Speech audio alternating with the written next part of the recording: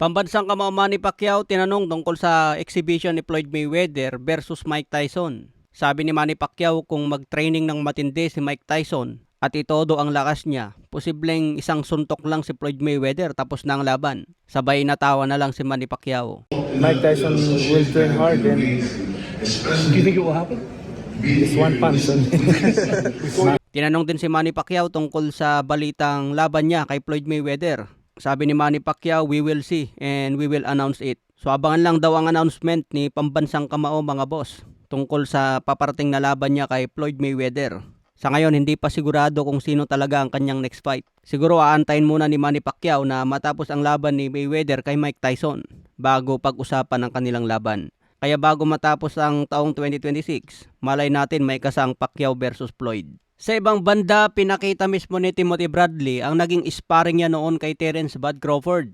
Mapapanood ang buong video nito sa channel ni Timothy Bradley. Magandang naging sparring nila at naging pressure fighter dito si Bradley.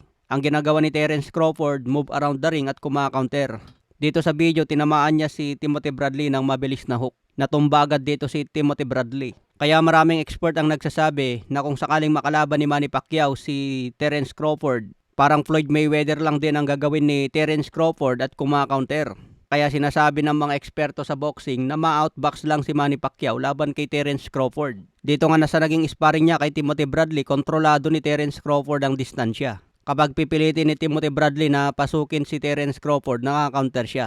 Kung matatandaan ang laban ni Terence Crawford laban kay Jeff Horn, yung pagiging aggressor ni Jeff Horn noon na parang toro, hindi umubra. Pinapakain ni Terence Crawford ng counter. Sabi nga ni Terence Crawford sa kanyang interview, ang gusto niya talaga makalaban sana si Floyd Mayweather dahil dito raw masusubukan ng kanyang skills. Sa iba pang balita, update sa laban ni Artur Beterbiev kontra Dmitry Bivol.